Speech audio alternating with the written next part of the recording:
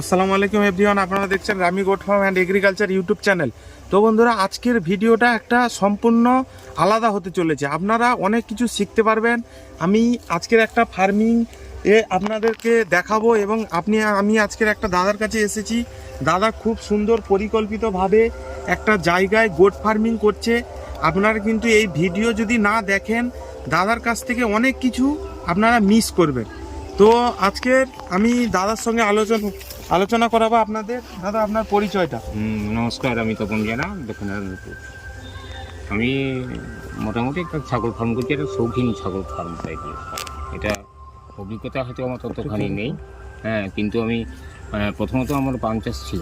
ছাগলদের মধ্যে পান চাষে আমি তখন জানা মানে নাম করা একজন পান চাষি ছিলাম। হঠাৎ হার্ট অ্যাটাক হয়, হওয়ার পরে আর কাজ করতে পারি। তখনই কী করবো, আমি যেমন কিছু একটা ইনকাম করতে হবে, তো এই ভেবে মোটামুটি ইউটিউবে মানে মোবাইল আছে, ইউটিউবে যখন তখন ঘাঁটতাম, ঘেঁটে ঘেঁটে আমি তখন ছাগল চাষ করবো এরকম একটা প্ল্যান করলাম। করে আমি প্রথমত আজ থেকে 3 বছর আগের কথা একটা ছাগল আনছিলাম। সেই ছাগলটা কিনে আসছে একটু দূরে, আছে কর্নারে। তো ছাগল একটা আমি কিনলাম, দেশি ছাগল। সেখান থেকে একটা দুটা করতে করতে করতে করতে মোটামুটি আমার ছাগল দিবে এখানে সেখানে এখানে সেখানে এইভাবে করে মোটামুটি একটা ছাগল বেশ একটা দুটা করতে করতে 2-4-6খানা এরকম সংগ্রহ করি। আর সেখান থেকে মোটামুটি একটা বাচ্চা বাচ্চা হয়। তারপরে আমি বাইরের পাঁঠা কিনলাম। তো সেখান থেকে বাইরে একটা পাঁঠা ছিল 150 কিলো। সেটা ছিল সিরোহি আর তোতাপুরি ক্রসের একটা মেয়তি অনেকে বলে, সেটা 150 কিলো। কিন্তু ওই পাঁঠাটা এত বড় পাঁঠা, আমাদের এই গ্রামীণ যে দেশি ছাগলগুলা ব্ল্যাক বেঙ্গল ছাগল, এই ব্ল্যাক বেঙ্গল ছাগলে ক্রস করতে গিয়ে ছাগলগুলো মানে মেয়ে ছাগলগুলো টিকলো না। এবার যদি কোনো কারণে ওদের হিট হওয়ার পরে ওদের ইয়েটা হয়ে গেল, হিটটা কমপ্লিট হলেও বাচ্চা হওয়ার সময়, হ্যাঁ, আমাদের ঘুরে ছাগল যেটা বা এই ব্ল্যাক বেঙ্গল ছাগলের প্রসব করার সময় ওই বড় পাঁঠার তার বাচ্চাটা বড় হয় পেটের ভিতরে, কিন্তু বাচ্চা হওয়ার সময় কষ্ট, এতেও দেখা গেল অনেক ক্ষতি হয়। তখনই সেই পাঁঠাটা আমি বেঁচে দিই নামখানাতে। তারপরে আবার একটা পাঁঠা কিনেছি, এটাও সেই নিয়তি জাত। তাই এই পাঁঠা থেকে মোটামুটি আমার এই সমস্ত এখন বর্তমানে আমার হচ্ছে 27খানা ছাগল। এমনি কম বেশিও 30-40খানা ছাগল বেচেছি। এইভাবেই মোটামুটি একটা ছাগল চাষ করি, ঘাস চাষ একটা করি। এমনি কম বেশি একটা ভুট্টা, যেটা মক্কা বলা হয়, ভুট্টা থেকে একটা সাইলেজ করা হয়। হ্যাঁ, সাইলেজ আশা করি ছাগল দিবে কেউ যাবে কিনা আমি জানি না, কিন্তু আমি সাইলেজ প্রথমত তৈরি করি 3 বছর আগের কথা। সাইলেজ তৈরি করে ওটা আমি রাখতে পারিনি, নষ্ট হয়ে যায়। কেন নষ্ট হয়েছে এইভাবে এই করতে করতে এর একটা আলাদা একটা ঘাস, যে মকা গাছ করা হবে, কাটা হবে, এই ঘাসটা মকা গাছের সবুজ অংশ কত আছে, অর্থাৎ একটা গাছ মকা গাছে জলীয় একটা মকা গাছকে যদি ছেঁচে তার দৌড়ো বাঁকা যায়, ওরা কত পরিমাণ আছে, ওরা যদি 100 পরিমাণ হয়ে যায়, তাহলে কিন্তু ওই ঘাসটাকে খুঁচিয়ে রাখলে তাহলে ঘাস টিকবে না। ওটাকে মোটামুটি গাছটাকে দেখে এটাকে রোদে শুকাতে হবে, কি এমনি সোজাসুজি কেটে বস্তায় পুঁততে হবে, এরকম একটা তার একটা মানে আর্দ্রতা কতখানি আছে এটা দেখতে হবে। দেখে ঘাস মানে তখন মকা থেকে সাইজ তৈরি করা হয়। আমি এখন 3 বছর সাইলেজ তৈরি করেছি এবং 100 সাইলেজ মানে কিওর হয়ে গেছে আর কি। মানে আমার আর আগে যেমন নষ্ট হয়ে যেত আর নষ্ট হয়নি। মকা থেকে আমি সাইলেজ তৈরি করি। এছাড়া এই বিকালের দিকে সামনে একটা নদীর চর আছে, কম বেশি মাঠে একটু ছেড়ে দিয়ে যাই। তো দাদা, কম বেশি তোমাদের আমি দাদাকে কিছু বলার জন্যে বা দাদার ফার্মিংটা কিভাবে শুরু, দাদার ফার্মের পরিকল্পনাটা দাদা আপনাদের কিছু কিছু জানালো। এবার দাদার কাছ থেকে যেটা প্রথমে তো জানা যে দাদা কিভাবে ছাগল পালনে এসছে, সেটা দাদা বিস্তারিত বলল যে ইউটিউব দেখে। দাদা কিন্তু একজন পান চাষি ছিল। তারপর একটা খুব ভালো অনেক অভিজ্ঞতার কথা যে আমরা কি করি, বড় বড় ব্রিড নিয়ে ফার্মিং শুরু করি, কিন্তু বড় ব্রিড ব্ল্যাক বেঙ্গলের সঙ্গে ব্রিডিং করালে যে সমস্যাগুলো হয় দাদা সেগুলো আপনাদের সঙ্গে তুলে ধরলো। তো এরপরে বিষয়ে আমি আলোচনা করছি, কয়টি ছাগল দিয়ে দাদার ফার্মিং শুরু সেই বিষয়ে কিন্তু আমি দাদার কাছ থেকে জানবো। দাদা, কয়টি ছাগল দিয়ে প্রথম ফার্মিং শুরু? আমি প্রথমত একটা ছাগল কিনি, তারপরে পরপর এখানে স্থানীয় আমার এই সাগরেই কেনা, এই স্থানীয় ছাগলগুলো পরপর এই করে 5-7টা মোট টোটাল কেনা। তার থেকেই বাচ্চা শুরু হয়। এই করতে করতে করতে করতে মোটামুটি এই পর্যন্ত ছাগলগুলো অনেক দেখিয়েছি। এখন 27টা আছে। এবছরও বেশ কটা ছাগল বিক্রি করে দিয়েছি। তো দাদার কাছে এখন মানে অনেকগুলো ছাগল দেখছি, দাদা কিন্তু একদম ছোট্ট পরিসংখ্য বা ছোট্ট পরিহারে কিন্তু দাদা শুরু করে আস্তে আস্তে করে বাড়ছে। তো দাদা যে আপনাদের অভিজ্ঞতাগুলো শেয়ার করবে, দাদা একজন সফল সত্যি একটা খামারি আপনারা দেখছেন। এবং একটা জিনিস কি, দাদার ছাগলগুলো হয়তো খামারে নেই, একটু এদিকে আছে, খামারটা ওইদিকে রয়েছে, আপনাদের দেখাবো। তো মেন কারণ হচ্ছে এদের খাবারের খরচ কমাতে গেলে আপনাকে কিন্তু এদের বিভিন্ন ঘাস বা বিভিন্ন লতা পাতা এদের খাওয়াতে হবে। তো সেগুলো মোটামুটি দাদা খাওয়াচ্ছে, আপনারা দেখছেন। এবার দাদার ফার্মে গিয়ে দাদার ঘরের পরিকল্পনা কি বা দাদা কিভাবে কি পরিহার করেছে সেই বিষয়ে আপনাদের দেখাতে চলবে। বন্ধুরা, এবার আমি দাদার কাছ থেকে জানবো দাদার ফার্ম সত্যি একটা খুব সায়েন্সটিফভাবে বা এবং ছাগল পালনে যেরকম করা দরকার মাটি থেকে চাংড়ি পদ্ধতিতে খুব সুন্দরভাবে সত্যিকারে আমার খুব ভালো লেগেছে। এই যে ঘরটা দাদার পরিকল্পিতভাবে, এই যে খামারের যে ঘরটা, এতে কীরকম খরচ রয়েছে সেটা দাদার কাছ থেকে, বা কত খরচ হয়েছে দাদার কাছ থেকে সেটা জানবো। দাদা, এটা কীরকম খরচ হয়েছে আপনার এই ঘরটা করতে? এটা তো আজকে 4 বছর আগে আমি করেছি। এমনি ঝাউ কাঠগুলো কিনে তাকে চালাই করা, আর এই অ্যাডভেস্টার পিলার মিস্ত্রি নিয়ে এখন 80-85 হাজার টাকা মতো তখনই খরচা হয়েছে। তো দাদার কাছ থেকে শুনলেন এই ঘরটি করতে দাদার কিন্তু প্রায় 80-85 হাজার টাকা মতন খরচ হয়েছে। তো এরপরে দাদার কাছ থেকে যেটা জানবো যে দাদা এদেরকে আপনি সব কিছু রেডি করার পর এদেরকে সারাদিন কিভাবে খাবারের যত্ন নেন, বা এদেরকে মানে খাবারের আপনার সিস্টেমটা কি রয়েছে, খাওয়ানোর সিস্টেমটা কি রয়েছে ছাগলগুলোকে, সারাদিন রুটিন কি রয়েছে? আমি এমনি প্রত্যেক দিন শীত কি আর বর্ষা কি, আমি প্রত্যেক দিন 8টা-9টার আগে আমি ছাগল বের করে নিই। মানে অর্থাৎ বৃষ্টি হলে তো আলাদা কথা, এমনি রাত্রিতে শিশির পড়ে, শিশিরটা যতক্ষণ না ঘাস থেকে বা মাঠ থেকে না শুকিয়ে যাচ্ছে ততক্ষণ আমি ছাগল বার করে নিই। ছাগল বার করলাম 8টা, 8:30 কি 9টার দিকে। বার করানোর পরে আমি আমার ছাগলটা কিন্তু প্রতিদিন গরম জল খায়, এবং গরম জলে হয় অল্প করে মুড়ি দিতে হয়, আর না হলে যে কোনো একটা ভুট্টা সিদ্ধ করে এরকম একটা উপরে ছড়িয়ে দিতে হয়, দিলেই গরম জলটা খায়। এমনি আমি ঘাস চাষ করেছি, একটা হাইব্রিড ঘাস চাষ, হাইব্রিড বলতে আমি নেপিয়ার পাকচং COCN4 যেটা বলা হয়, এটা আমি কিন্তু আনছিলাম। চাষও আমার একটা আছে, একটা ফাঁকে এই জায়গা থেকে, আমি যেখানে ফার্ম করছি ফার্ম থেকে একটু দূরে, এখান থেকে 15-20 মিনিটের দূরে হবে, একটা ঘাস চাষ আমার আছে যেটা পাকচং নেপিয়ার বলা, সেটা একটা আছে, সেটা আমি কম বেশি কেটে দিই। তাছাড়া এমনিও আমার এই যে আমি যেখানে দাঁড়িয়েছি এই যে মাঠটা, এই মাঠে যে ঘাসগুলো দেখা যাচ্ছে পেছনে, এই যে ঘাসগুলো দেখা যাচ্ছে, এই ঘাসগুলো এটা হচ্ছে এমনি আমাদের সুদান বলে একটা বীজ পাওয়া যায়, এমনি আমার সাগরে পাওয়া যায়, সেই সুদান বীজ থেকে এমনি একটা ঘাস, এটা আমিও কেটে সকালে এই 10টা-11টার দিকে এবার দেবো। এবার দেওয়ার তো সময় গেছে, দেওয়ার পরে গরম জল অথবা তার সাথে অল্প চাল মানে ফুট দিয়ে, কিংবা অল্প ভুট্টা যেটা ভাঙা ভুট্টা বলা হয় সেটা দিয়ে সিদ্ধ করার পরে আমি গোয়াল ঘর শেষ করলাম, পরিষ্কার করে এবার খাবার দেওয়া হবে, ব্যাস। এবারে বিকাল দিকে আমি আমার এই সামনে একটা মাঠ আছে, মাঠে কম বেশি সময় করে মোটামুটি 2 ঘন্টা কি 2.5 ঘন্টা, কোনো সময় 1.5 ঘন্টা এরকম একটা মাঠে চড়াই। তো দাদার কাছ থেকে শুনলেন, দাদা কিন্তু সত্যিকারের দাদা খুব অভিজ্ঞতাভাবে দাদার এই যে সকাল থেকে মানে ফার্মিংটা শুরু করা, দাদার নাম্বার আমি দিয়ে দেব, আপনাদের যদি কোনো সাজেশনের প্রয়োজন হয় টুকিটাকি দাদাকে কল করবেন, খুব বেশি কল করবেন না, কারণ দাদা অনেক ব্যস্ত থাকে।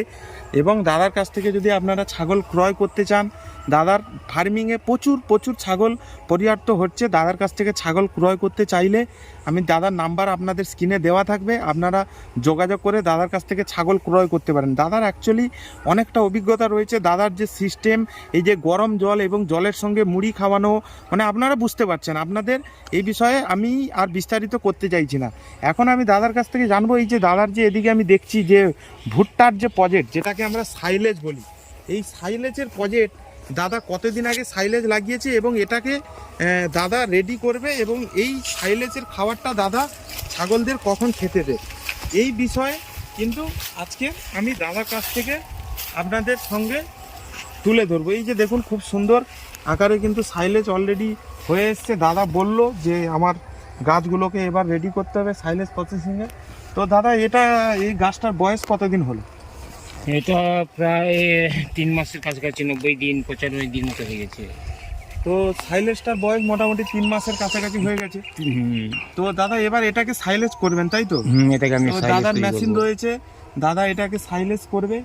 তো তো এই সাইলেজটা দাদা এদের কখন খাওয়াবেন?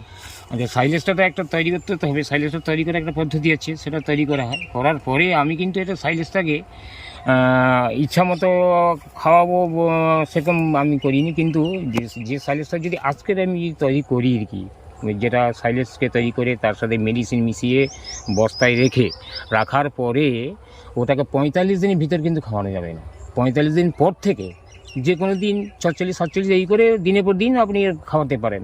এবং এটা আমি সাইলেজটা তৈরি করার পরে কিন্তু আমি প্রায় 2 বছর বেশি রাখি। তাহলে আমার যে সাইলেজটা তৈরি হয়, যে কন্টিনিউ আমি দিতে পারি, ছাগল খাবে, কিন্তু আমি কন্টিনিউ দিলে আমি বিপদের সময় পাবো না। অর্থাৎ এমন একটা পরিবেশ তৈরি হয়, যেমন দেখা যাবে ঝড় বর্ষা 4 দিন 5 দিন 7 দিন ধরো বর্ষাকালে, তখন তো মাঠে ঘাটে ছাগল পাওয়া ছাড়া কষ্ট হবে, কিংবা ঘাস যে তৈরি করেছি, যে ঘাস চাষ করেছি সেগুলো ভিজে যায়, সেগুলো ছাগল খেতে চায় না, তখনই সাইলেজটা দিই। আমি মোটামুটি আমার ছাগলের যেদিন দেখবো খাবারটা আমি বাড়ি থেকে সংগ্রহ করতে পারছি না, তখনই আমি সাইলেজ দিই। তো মোটামুটি দাদা সত্যিকারে কি বলবো, ভিডিওটা হয়তো একটু বড় হতে চলেছে।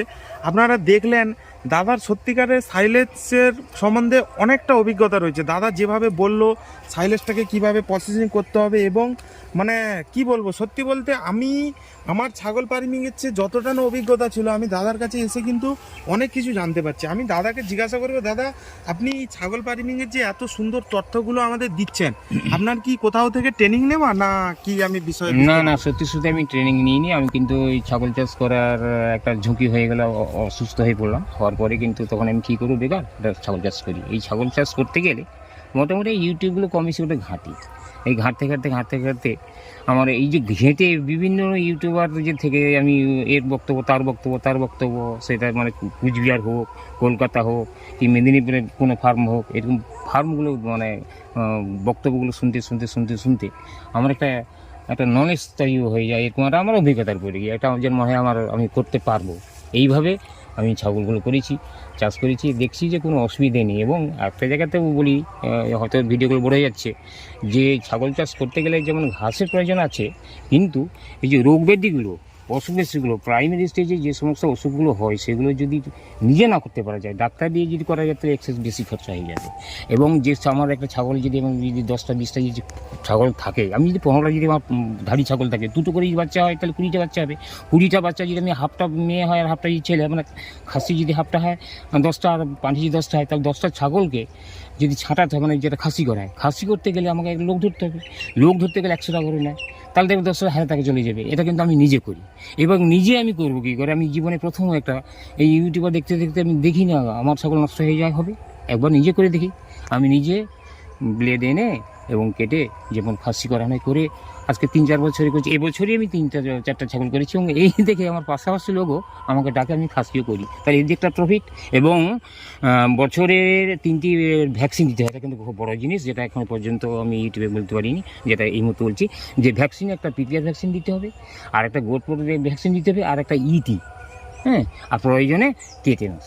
তো দাদার কাছ থেকে মানে আমার পরিকল্পিত ছিল যে আমি এই খাওয়ার সম্বন্ধে যাওয়ার পর দাদার কাছে কিন্তু এদের রোগ বালাই সম্বন্ধে বা এদের ট্রিটমেন্ট সম্বন্ধে যাব।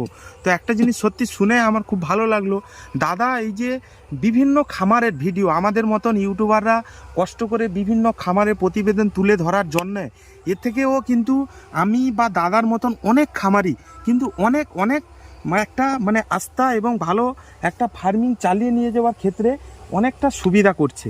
তো আজকে দাদা নিজের ট্রিটমেন্ট দাদা যে নিজে করতে পারছে, অ্যাকচুয়ালি মনের সাহস, মানবতা বল, হ্যাঁ, বৃক্ষ তোমার নাম কি ফলে পরিচয়। তো এই জিনিসগুলো কিন্তু সবসময় আপনাকে মাথায় রাখতে হবে। আপনার মনের জোর, আপনার কাজের অ্যাটেনটিভ মানে আপনাকে এগিয়ে নিয়ে যাবে। তো দাদার কাছ থেকে দাদা বললো, তো এখন মোটামুটি জানবো যে দাদা আপনার যে ছাগলগুলো রয়েছে, ভ্যাকসিনের কথা যেহেতু আপনি বলেছেন, আপনার কীরকম খরচ আছে ওষুধ বা মেডিসিনের উপর দাদার কীরকম খরচ আছে? আমি তো বছরে 3টা ভ্যাকসিনই করি।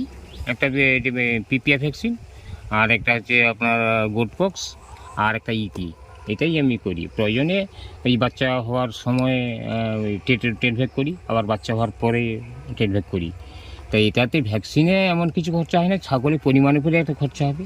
এছাড়া বর্ষাকাল কম বেশি একটা ঘাসগুলো সবুজ হয়, নাইট্রোজেনটা বেশি হয়, এবং ঘাস যত সবুজ হবে তত একটা শামুকের মতো গাছের পাতার নিচে নিচেগুলো থাকে। এই ঘাসটাকে যদি শুকিয়ে খাওয়ানো হয়, অর্থাৎ একটু রোদে দিয়ে, অর্থাৎ ভেজা ঘাসটাকে যদি ভেজা শুকিয়ে নিয়ে যদি খাওয়ানো হয়, তাহলে ছাগলটা টিকে বেশি দিন, রোগ ব্যাধি কম হয়। যদি ভেজা ঘাস খাওয়ানো হয় তাহলে কিন্তু পাতলা পায়খানা হয়, মানে যেটা হচ্ছে আমাদের লুজ মোশন বলা হয় আর কি, পাতলা পায়খানা হয়।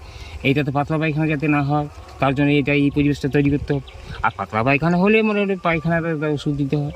এই নাহলে এমন কিছু খরচা না, খরচাটা বড় কথা না, কিন্তু সবথেকে বড় জিনিস হচ্ছে ছাগলটাকে ঠিক মতো রক্ষণাজর করা এবং তার পরিবেশটা সুন্দর করা, এবং যে ঘরটা যে তৈরি করা হবে ছাগল যে থাকবে সেটা ফার্মটা যে হবে, একটা আমি মাচার সিস্টেম করেছি অ্যাডভেস্টার দিয়ে, এবং মাটি থেকে 3.5 ফুট উপরে আমি হাইট করেছি। এটা কিন্তু আরও বেশি হাইট হলে আরও ভালো, মিনিমাম 3.5 ফুটের উপরেই করতে হবে। তো মোটামুটি দাদার ফার্মিংটা আপনাদের আমি কাছ থেকে দেখাবো, এবং সত্যিকারের দাদার যে অভিজ্ঞতা, দাদা এই যে অভিজ্ঞতা আপনাদের যে শেয়ার করছে, সত্যি খুব আমার নিজেরও ভালো লাগছে। ভিডিও আমার ছোট করতে কিন্তু একদম মন চাইছে না, আপনারা সত্যিকারে অনেক কিছু শিখতে পারবেন। আমি দাদার ঘরের ভিতরে একটা যেটা বক্স দেখছি, সত্যি এই বক্সটা কি ব্যাপার দাদার কাছ থেকে বিস্তারিত জানবো, বা দাদা এটাকে কিভাবে কি করছেন এই বক্সের মাধ্যমে, এটা কিন্তু দাদার কাছ থেকে জানবো। এটা তো আমার টোটালটাই ফার্ম। এই ফার্মে তো বড় ছাগলগুলো থাকে, এবং ছাগলগুলো যেগুলো 1-2টা মানে তাদের নিজেদের মার্কেট লেগে যায়, এই জন্য 2-4টাকে বাঁধতে হয়, নাহলে আমার এই টোটালটা ওটাই ছড়া থাকে। আর এটাই যে বক্সটা যে করেছি, এই বক্সটা নতুন যখন বাচ্চা হয় আর কি, সেই বাচ্চাগুলো শীতে থাকবে কি, এমন বেশিরভাগটা শীতের সময় বাচ্চাগুলো হয়। শীতের সময় বাচ্চাগুলো হলে বাচ্চাগুলো থাকবে কী করে, তখনই আমি এই যে বক্সটা করেছি, এই বক্সটার ভিতরে ছাগল খড় দিলাম, দিয়ে ছাগল বাচ্চাগুলো রাখলাম, রেখে উপরে একবার সুন্দর করে চেপে দিলাম যাতে ঠান্ডা না লাগে, এই জন্য একটা বক্স করা। তো সত্যি এই যে বক্স খুব সুন্দর পরিত্যভাবে দাদা করেছেন, এটা একটা মানে আলাদা জিনিস। সত্যিকারে দাদা একটা আলাদা অভিজ্ঞতা নিয়ে ফার্মিং করছে, কি বলবো বন্ধুরা। হয়তো আপনারা ভাবছেন যে আমি ভিডিও অনেক বড় করছি, বা দাদা হয়তো অনেক কিছু বলে দিচ্ছে, মানে একটা জিনিস কি, আপনাদের মানে যেই জিনিসগুলো কাজে আসবে সেই জিনিসগুলো তুলে ধরাই হচ্ছে মেন আমাদের উদ্দেশ্য। আর একটা জিনিস খুব ভালো লাগলো, এই যে উপরটা দাদা অনেকটা হাইট করেছে, এটা কিন্তু ভালো ফার্মিং পরিবেশনের ক্ষেত্রে। যখন ফার্মিংয়ে আপনি আসবেন, অনেকে কি করে হাইট কম করে, দাদা কিন্তু সত্যিকারে একটু খরচ হয়েছে ঠিক আছে, কিন্তু দাদার যে ঘর, দাদার যে মানে ঘরের যে পরিবেশটা বা দাদার যে পরিকাঠামোটা, সত্যিকারে আমার মন কেটেছে, খুব ভালো লেগেছে। এবং দাদার কাছ থেকে জানবো, দাদা আপনি মোটামুটি গোট ফার্মিংয়ে কীরকম এখন প্রফিট করছেন? গোট ফার্মিংয়ের প্রফিট বলতে অ্যাকচুয়ালি আমার মানে যেটা খাসিটা খুব কম হয়, পাঁঠিটা বেশি হয়। তো পাঁঠি সাধারণত মানে ঘরোয়া কেউ যদি নেয় তাদেরকে আমি বেশি দিই, নাহলে খাসিগুলো যারা ব্যবসায়ী আছে মুসলিম ভাইরা, এরা ব্যবসা করতে আসে, তারা নিয়ে যায় ছাগলগুলো। এটা কিন্তু আমি সেরকম কম্পেয়ার করি, আর তবে বছরে মিনিমাম খুব কম হলেও 40-45 হাজার একটা হয়। আমাদের এখন ছাগলটা আমি ফার্মটাকে বড় করবো এই ভেবে আমি রেখেছি। এখন আমার তো 27খানা ছাগল আছে, তার ভিতরে গোটা 4 খাসি আছে, নাহলে আর বাকিগুলো তো মেয়ে ছাগল। তো দাদা মোটামুটি কি জানালো যে আমি এখন ফার্মিংটাকে পরপর বড় করতে চাইছি, যার জন্য কিন্তু দাদার ফার্মিংটা আজকের কতদিন মতন শুরু হয়েছে দাদা? এটা নিয়ে 3.5-4 যায়নি, 3 বছর 2-3 মাস এরকম হবে। তো প্রথম দিকে একটু কম পরিহারে শুরু করছিল দাদা, আস্তে আস্তে পরিকল্পিতভাবে করছে, এই জন্য এখন মোটামুটি বছরে শুধু খাসি ছাগলটাই দাদা 50,000 টাকার মতন একটা বিক্রয় করেন। তাছাড়া যেগুলো মা ছাগল রয়েছে বা যেগুলো বাচ্চা রয়েছে, যেগুলো গ্রাম থেকে লোক এসে নিয়ে যায়, সেগুলো খুচরি বিক্রি করে। মোটামুটি একটা বছরে একটা এদিক ওদিক করে দাদা 2-2.5 লাখ টাকার ছাগল বিক্রি করেন নাকি? এরকম হয়ে যাবে। তো এরকম মোটামুটি আপনারা শুনলেন। তো আরেকটা জিনিস যেটা জানবো, যে দাদা সত্যি আপনার মোট টোটাল এই যে ছাগল ফার্মিংয়ে আসা বা ছাগল ফার্ম করে নিজেকে কিরকম মনে করছেন? সত্যি ছাগল ফার্ম করে কিরকম লাগে? ছাগল ফার্মটা সত্যি যে ছাগলের পরিচর্যা করতে গিয়ে একটু কষ্ট হয়ে যায়। আমার একটা বয়স হয়ে গেছে 60+, তো একটা বয়স হয়ে গেছে। আর আমি এই ছাগল চাষটা সমস্ত আমাকে একা করতে হয়। এই গোয়াল পরিষ্কার করার কাছ থেকে তাদের জাবনা দিতে হয়, তাদের গামলা টামলা পরিষ্কার করা, ধোয়া মোছা, ঘাস বাইর থেকে কেটে, মানে আমার নিজের বাইরের ঘাস আছে নিজের জায়গার পরে, ঘাসগুলো কেটে সংগ্রহ করা আমার কাছে একটু হার্ডলি একটু কষ্ট হয়ে যাচ্ছে। কিন্তু ওই যে খেতে দেওয়ার সময় অথবা সকালে যখন গোয়াল থেকে বের করবো, তারা এত আমাকে ভালোবাসে, এ বলে আমাকে আগে বের করো, সেই ছাগল বলে আমাকে আগে বের করো, মানে যেন তারা এই গায়ের কাছে এসে জুড়ে যায় আর কি। এত ভালো লাগে আর কি। আমার কাছে মনে হয় যেন ছাগলটা পয়সাটা আমার কাছে বড় না, এদেরকে মানে পালন করে যেন আমি খুব আনন্দ পাই। এটা আমার খুব আনন্দ। একটা সত্যিকার বলতে গেলে মানে এত একটা জিনিস কি বলুন তো বন্ধুরা, আপনি যে একটা ইনকাম করবেন বা আপনি এদের যে লালন পালন করছেন, এদের প্রতি যে আপনার একটা আলাদা সহানুভূতি তৈরি হবে। সব থেকে বড় জিনিস হচ্ছে মানুষ জীবনে, মানুষের মন যদি ঠিক থাকে না, তাহলে একটা ফার্মিং করে সত্যি একটা খুব ভালো জায়গায় বা এদেরকে একটা ভালো জায়গায় ফার্মিংটাকে নিয়ে যাওয়ার ক্ষেত্রে আপনার মাইন্ডসেট কিন্তু সবসময় অনলি ফর ফার্মিংয়ের দিকে থাকবে এবং আপনি খুব একটা ভালো জায়গায় এগিয়ে যাবেন। তো কম বেশি দাদার কাছ থেকে আপনারা শুনলেন। আরও যদি বিস্তারিত কিছু জানার থাকে, দাদার নাম্বার দেওয়া থাকবে, এবং যদি কিছু ছাগল বাচ্চা যদি কিছু নেওয়ার থাকে দাদার কাছে, হয়তো আপনি অল্প অল্প পাবেন, কোনো সময় 5টা পেলেন, কোনো সময় 2টো পেলেন, এককালীন বেশি পাবেন না। বেশি আপনি কাদের কাছে পাবেন? যারা ট্রেডিং করছে। ট্রেডিংয়ের কাছ থেকে কিন্তু আপনি নেবেন না, আপনাকে অরিজিনাল খামারির কাছ থেকে নিতে হলে আপনাকে কম পরিহারে কিন্তু ছাগলগুলো ক্রয় করতে হবে। তো এই জিনিসগুলো আপনারা সবসময় মাথায় রাখবেন। দাদা সত্যিকারের একটা খুব ভালো ফার্মিং করছে। দাদার ফার্মিং দীর্ঘায়িত হোক এবং দাদা ফার্মিংটাকে এগিয়ে নিয়ে যায়। এবং দাদার যদি আরও দাদার কাছ থেকে আরও যদি কিছু জানার থাকে বা দাদা যদি কিছু আরও আমাদের জানাতে চায়, সেই বিষয়ে আমরা লাস্ট পর্বতে আমরা জেনে দিতে চাইছি। দাদা আর কিছু বাকি থেকে গেল কিনা গোট ফার্মিং সম্বন্ধে? বাকি তো অনেকে আছে, কথা ছাগল চাষের কথা বলতে গেলে শেষ করা যাবে না আর কি। মানে কেউ যদি, আমি একটা এডুকেটেড বলতে পারি, যারা আগামী দিন আমার এই ভিডিওটা দেখছে, এই ভিডিও দেখেই যদি কেউ, আমি তো একজন আমাদের সাগরের কথা বলি, সাগরের বাইরে যারা, তারা হয়তো তপঞ্জনাকে দক্ষিণানন্দ কোথায় না জানতে পারে, অত দূর খোঁজ নাও করতে পারে, কিন্তু আমি বলছি সাগরে যারা ছাগল ফার্ম করবে, যে ভিডিও শুনছে, তারা যদি সত্যি সত্যি ছাগল ফার্ম করে, প্রথমত ছাগল চাষ করতে হলে একটা অভিজ্ঞতা প্রয়োজন আছে। আমার অভিজ্ঞতাটা, আমি কিন্তু ট্রেনিং নিইনি, ট্রেনিং নিয়ে ছাগল চাষটা করা সব থেকে শ্রেয়, কিন্তু আমি ট্রেনিং নিইনি। আমি দীর্ঘদিন কিন্তু মোবাইল ঘেঁটে ঘেঁটে একটা ছাগল চাষ করেছি। এবং ছাগল চাষ কেউ যদি করুক ভালো, কিন্তু করতে গেলে তার পিছনে যে মেহনত, খাটনি, তার পরিচর্যা, ছাগলকে যে ভালোবাসতে কেউ যদি পারে, এবং প্রত্যেক দিন দেখা যাবে ছাগলটা অসুস্থ, পায়খানা পেশাব করেছে, সেগুলো ঘাঁটা, গোয়াল ঘর থেকে কেচনা, যে পরিষ্কার করা প্রত্যেক দিন দৈনন্দিন, সন্ধ্যার সময় গোয়াল ঘরে আগুন দিয়ে ধোঁয়া দেওয়া, মশামাছি তাড়ানো, এইসব যদি কেউ করতে পারে এবং কমিশনের ছাগলের চাষ অভিজ্ঞতা রাখে, তাহলে দেখা যাবে সে লাভ করতে পারবে। এবং যদি করতে পারে তাহলে সে করুক, না হলে কিন্তু ফালতু এরকম করে লাভ নেই। তো দাদা সত্যি এতক্ষণ মানে আপনাদের অনেক কিছু ভালো ভালো জিনিস, ভালো ভালো তথ্য আপনাদের ফার্মিং করতে শোনালো, কিন্তু অ্যাকচুয়ালি বাস্তবে যে এদের প্রতি ভালোবাসতে হবে এবং এদেরকে ফার্মিং করতে হলে আপনাকে আপনার নিজের মানে আপনি কি করলেন দেখার দরকার নেই। এদের সময় সময় আসা, যে দাদার বাড়ি এখান থেকে অনেকটা দূরে, দাদা কিন্তু ওখানে মোটামুটি ফার্মের পাশে রোয়ার একটা বাসস্থান রয়েছে। দাদার এই টোটাল ফার্মের এরিয়াটা প্রায় 3 বিঘে মতন হবে, ঠিক আছে। তো দাদা মোটামুটি একটা খুব ভালো পরিহারে ফার্মিং করছেন। এবং দাদা যে এখন জলের সঙ্গে যে খাবারগুলো রেডি করবেন বা অল্প কিছু তো খাবার এদিন দেবেন, সেই সব বিষয়ে আমি ছোট ছোট ভিডিও আপনাদের কিছু কিছু দেব। তো ভিডিওটি আর বড় করে নিতে চাইছি না। আপনারা সবাই ভালো থাকুন, সুস্থ থাকুন। দেখা হবে বন্ধুরা পরের কোনো ভিডিওতে।